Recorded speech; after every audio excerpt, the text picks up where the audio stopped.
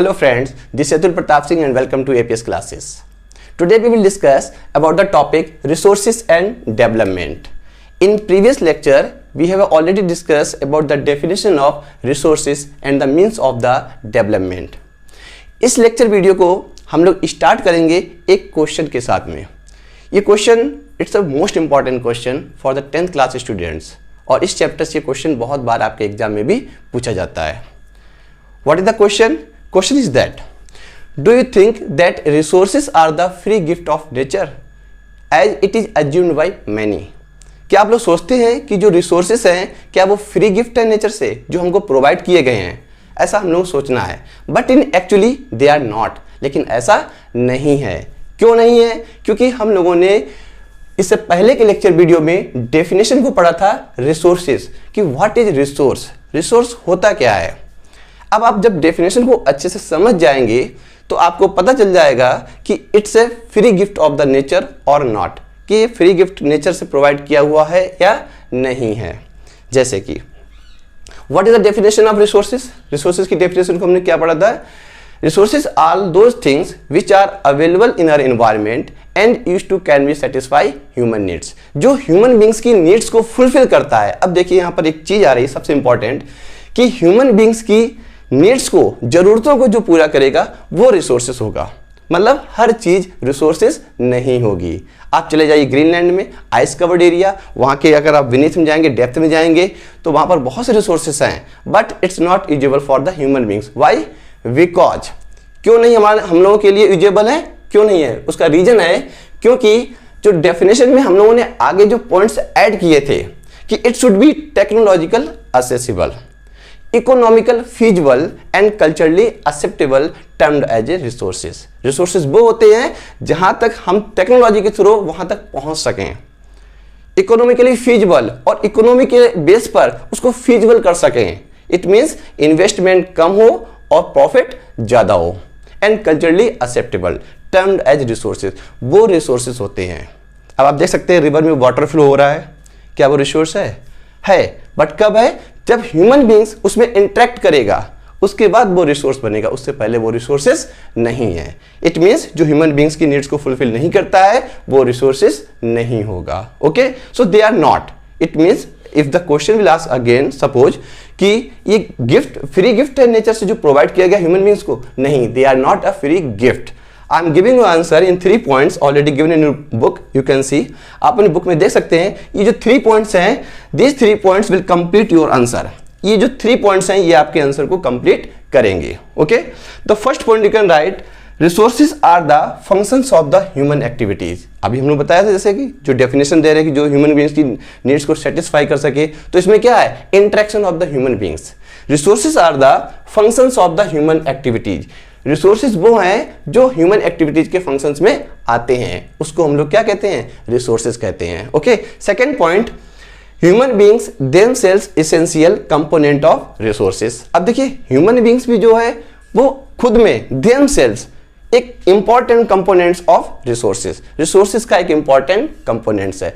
अगर human beings नहीं होगा तो रिसोर्सेज की कोई भी वैल्यू नहीं होगी. That's why. Point number third, they transform material. Who's transform material? Human beings. Human beings transform material available in our environment. हमारे environment में जो material available है उसको transform करता है into the resources. उसको transform करने के बाद ही वो क्या बनता है? वो resource बनता है. Then after we can use that resources. Then overall we can say resources are not a free gift of nature. Resources जो है फ्री गिफ्ट नहीं है, नेचर के थ्रू प्रोवाइड नहीं किए गए हैं, फ्री गिफ्ट नहीं है. ओके, आई होप आपको ये आंसर बहुत अच्छे से समझ में आ गया होगा. अगर ये क्वेश्चन एग्जाम में आता है तो आप 3 मार्क्स में इसका आंसर दे सकते हैं. So now come to the point, resources and development. Resources classified on the basis of 2 point. Number 1 natural and number 2 human. आप देखेंगे नेचुरल रिसोर्सेज क्या होते हैं और ह्यूमन मेड रिसोर्सेज कैसे होते हैं. देखिए, natural resources also defined in 2 categories, renewable resources and non renewable resources. देखिए, रिन्यूएबल रिसोर्सेज क्या होते हैं? जो रिन्यू होते रहते हैं continue. It means after some time they renewed. But एक कंडीशन मैंने आपको एक लेक्चर वीडियो में बताया होगा, आप देख सकते हैं कि एक कंडीशन होती है कि with in the span of the human beings life, span of the human beings life means with in 100 years, अगर 100 ईयर्स में रिसोर्स रिन्यू हो रहा है, दोबारा से प्रोड्यूस हो रहा है, तो they will comes under the renewable resources. अगर 100 ईयर्स से more than 100 years like a thousands year, millions year और बिलियंस ईयर अगर लग रहा है उसको रिप्रोड्यूस होने में, they will comes under the non renewable resources. In renewable resources you can see there are two types. Number one, continuous or flow. Number one, continuous or flow, and number second, biological. देखिए जो renewable resources हैं वो भी दो तरीके से define किए गए हैं, एक है कॉन्टिन्यूस और फ्लो और सेकेंड है बायोलॉजिकल। ओके, तो नंबर वन देखते हैं कॉन्टिन्यूस और फ्लो। कौन कौन से रिसोर्सेज होते हैं जो कॉन्टिन्यूस होते हैं एंड फ्लो भी होते रहते हैं, जैसे कि आप देख सकते हैं wind and water. These are the two example, wind and water, they are comes under the continuous form and the flow form। ये लगातार जो है फ्लो और कंटिन्यूस फॉर्म में पाए जाते हैं। they are known as the renewable resources। आपको कमेंट बॉक्स में बताना होगा कि इन दो रिसोर्सेज के अलावा और कौन कौन से रिसोर्सेज हैं जो रिन्यूएबल कैटेगरी में आते हैं। ओके, कमेंट बॉक्स में आप बच्चों लोग आंसर जरूर देना। सेकेंड है बायोलॉजिकल रिसोर्सेज। तो फर्स्ट हो गया बेटा आपका कंटिन्यूअस विंड एंड वाटर जो कंटिन्यू रिन्यू होता रहता है। सेकेंड है biological resources. In biological resources these resources also define in two categories. Number one, natural vegetation and number two, wildlife. Natural vegetation means forest और second one is the wildlife. तो wildlife and natural vegetation also comes under the renewable resources। ये किस में आते हैं? Renewable resources में। देखिए जो नेचुरल वेजिटेशन है लाइक ए फॉरेस्ट है, यू कैन इजिली रिप्रोड्यूस और replenish with in the span of the human beings life. अपने लाइफ के अंदर आप दोबारा से फॉरेस्ट को ग्रो कर सकते हो। Within 10 years, within 5 years you can produce forest. तो they comes under the renewable resources, but they are comes under the biological category. लेकिन बायोलॉजिकल कैटेगरी में आता है, ठीक है। बायोलॉजिकल मीन्स देख सकते हैं आप लोग। Second one is the wild life. Wildlife also we can produce within the span of the human beings life। अपनी लाइफ में हम दोबारा से वाइल्ड लाइफ को ग्रो कर सकते हैं, प्रोड्यूस कर सकते हैं, तो they comes under the renewable resources. It means overall we can say कि जो ह्यूमन बींग्स की लाइफ के इक्विवेलेंट समथिंग 100 ईयर्स, अगर आप लोग जो है 100 ईयर्स में इन सभी को प्रोड्यूस कर सकते हैं या ऑटोमेटिक प्रोड्यूस हो जाते हैं, नेचर के थ्रू प्रोड्यूस हो जाते हैं, they all are comes under the renewable resources। I think clear बेटा renewable resources। Second one is the non-renewable resources। Non-renewable resources also defined in two category, recyclable और second है non-recyclable। आप देख सकते हैं non-recyclable and number one recyclable। Recyclable means कि one time we can use the resources, then after again we can recycle that resource और हम उसको दोबारा से यूज कर सकें। मतलब एक बार हमने किसी चीज को यूज कर लिया और हम उसको दोबारा से भी यूज करना चाहें तो इन फ्यूचर उसको टेक्नोलॉजी के थ्रू हम कर सकें, they are known as the recyclable resources. Just like a metal. अगर आप किसी मेटल से या आयरन और वगैरह किसी भी चीज से अगर आप कोई भी चीज यूज कर रहे हैं आयरन और की, तो आप वन टाइम उसको यूज करने के बाद उसको मेल्ट कर दीजिए, पिघला दीजिए और उसको किसी दूसरे फॉर्म में कन्वर्ट करने के बाद उसी मेटल को हम लोग दोबारा से यूज कर सकते हैं। तो it means they are known as the recyclable. Recyclable है, रिन्यूएबल नहीं है, मीन्स अपने दोबारा से प्रोड्यूस नहीं होता है, उसको हमें रिसाइकिल करना पड़ता है। ओके, तो on the basis non renewable, they comes under the non renewable recyclable. Second है non recyclable, just like a fossil fuels. ये वो होते हैं जिनको one time we can use, then after they will finally exhausted, जिसको हम लोग एक बार यूज कर लेते हैं और दोबारा वो जो हमेशा के लिए खत्म हो जाते हैं, उसको हम दोबारा यूज नहीं कर सकते हैं। Okay, so you tell me in fossil fuels like a oil, like a coal and third one is the natural gas. Fossil fuels किससे मिलकर बनता है?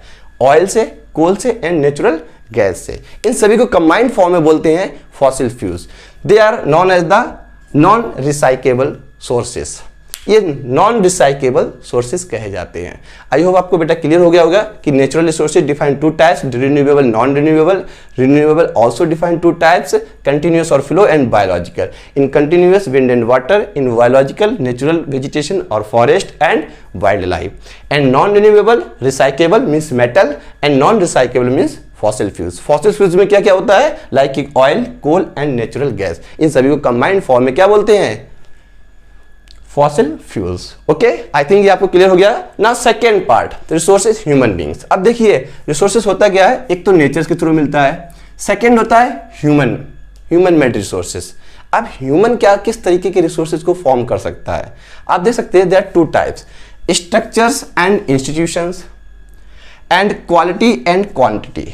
मोस्टली स्टूडेंट्स क्या करते हैं, बुक को ओपन करते हैं, फर्स्ट पेज को आप लोग ओपन करेंगे, ओके, हल्का सा रीड किया और इसको चेंज कर देते हैं। लेकिन हमारे एनसीईआरटी ने एक ये डायग्राम दिया है आपको, इस तरीके से एक डायग्राम दिया गया है।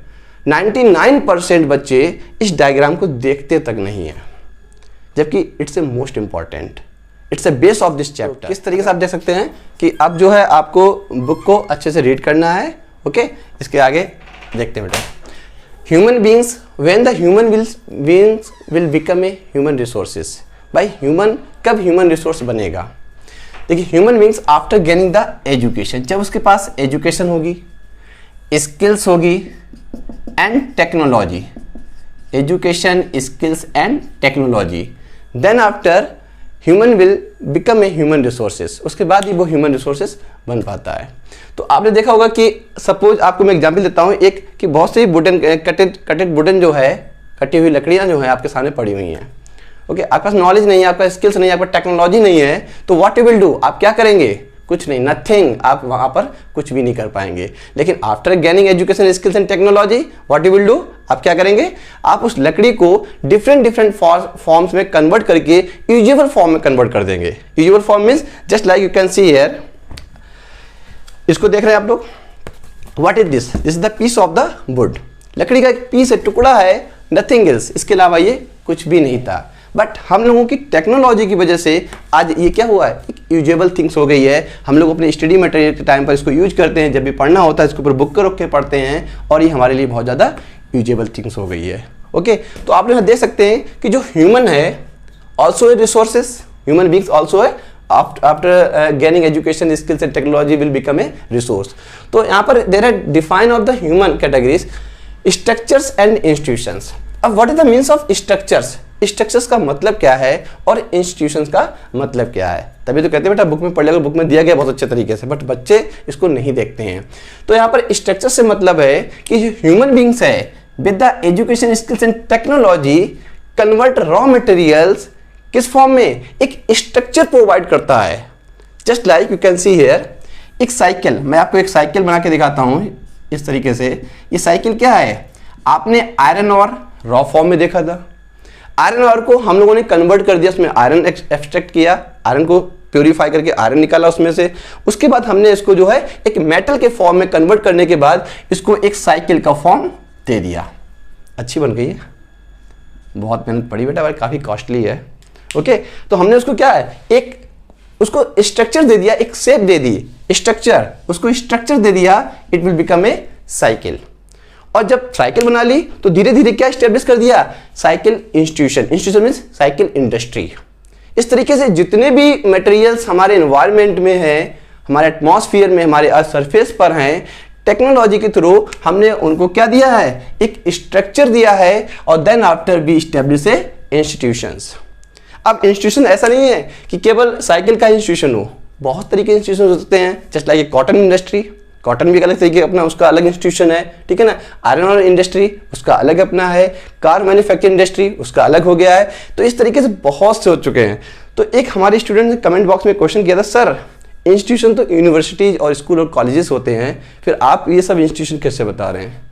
बेटा इंस्टीट्यूशन मीन्स होता है एक संगठन होता है, एक ग्रुप होता है लोगों का, ठीक है ना, जो इस तरीके की चीज़ों को फॉर्म करके उसको इस्टेब्लिश कर देते हैं और उसका एक खुद का एक ऑर्गेनाइजेशन बन जाता है, उसको बोलते हैं इंस्टीट्यूशन। और ये किसी भी चीज़ का बन सकता है, इंस्टीट्यूशन। आई होप बेटा आपका डाउट क्लियर हो गया होगा।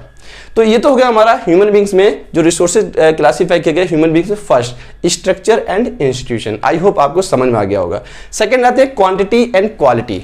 क्वांटिटी मीन्स होता है मात्रा, कितनी मात्रा में है, और क्वालिटी होता है गुण, इसको हिंदी में बोलेंगे गुण।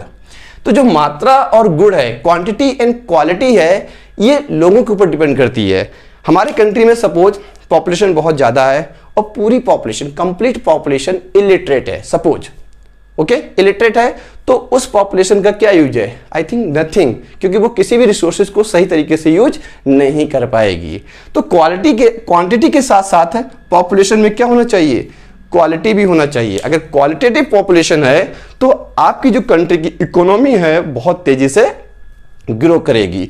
तो these are the important structures of the humans, you can see here different parts of the human resources. So I hope बेटा आप लोगों को बहुत अच्छे से समझ में आ गया होगा इन सभी का मीन्स कि क्या मीन्स है, क्यों ये डायग्राम आपके 10th क्लास के बुक में दिया गया था। 10th क्लास की जो ज्योग्राफी है मैंने आपको पहले बता दिया है कि interaction of the human beings with the earth material या एटमॉस्फेरिक मटेरियल। तो मैंने बताया ये जो ह्यूमन बींग्स है इसका इंटरेक्शन है, इस पूरी ज्योग्राफी में 10th क्लास की ज्योग्राफी में हम लोग यही चीज पढ़ेंगे। ओके बेटा, अगर आपको वीडियो पसंद आया हो तो लाइक, सब्सक्राइब एंड शेयर जरूर कर देना। So this is sufficient for today class. Thank you बेटा, थैंक यू।